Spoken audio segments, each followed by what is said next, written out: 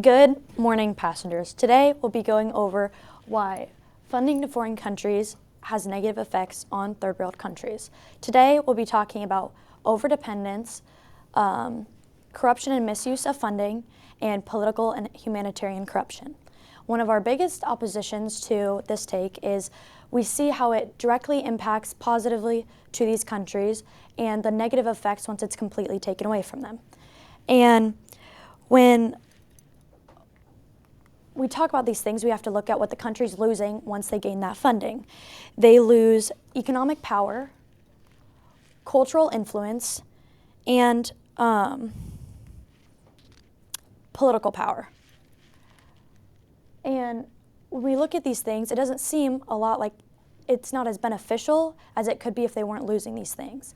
So this isn't as a way where we shouldn't be giving our money to them because they're taking it from us. It's our right to keep our taxes to ourselves and what we need as a country, but it truly negatively impacts the countries who are getting it.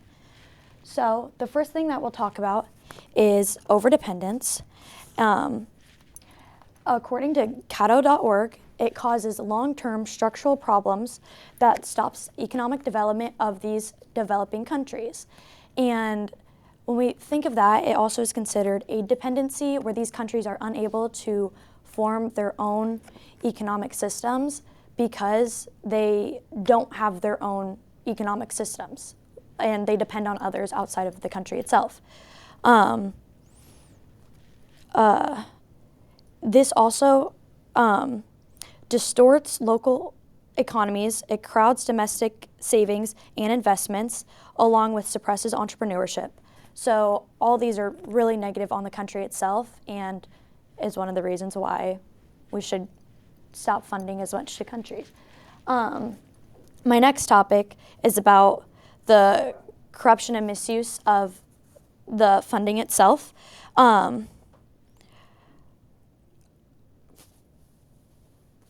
So the money that is being sent to these foreign countries is very easy to be taken advantage of because the money isn't given directly to the locals, it's given to the government officials themselves. So this money can't be tracked and we don't know where it's going. So instead of going to things that it needs, such as education and healthcare and infrastructure, it could be going to other things. And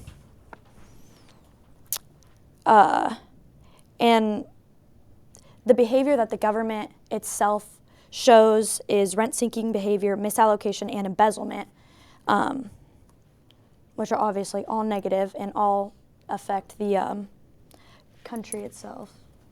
And then the next topic that I'll be going over is political and humanitarian corruption. When we talk about this is what the government itself is doing to its locals and its citizens of the country. According to the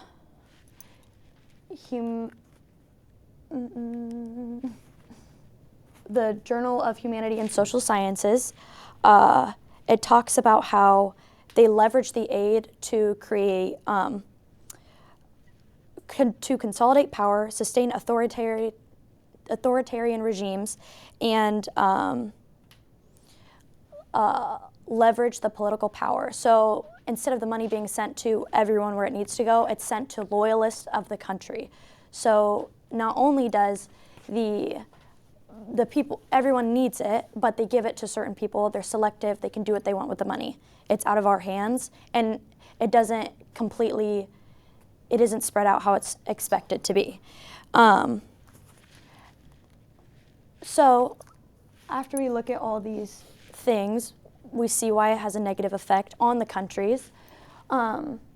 We talk about overdependence, corruption and misuse of aid, and political and how it's a humanitarian issue.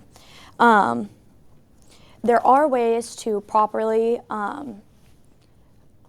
give back to these countries and help them financially, which would be we have to stop doing stopgap charities in partnership with locals, not governments, and then stronger accountability and make stable structural investments in the countries. That's it.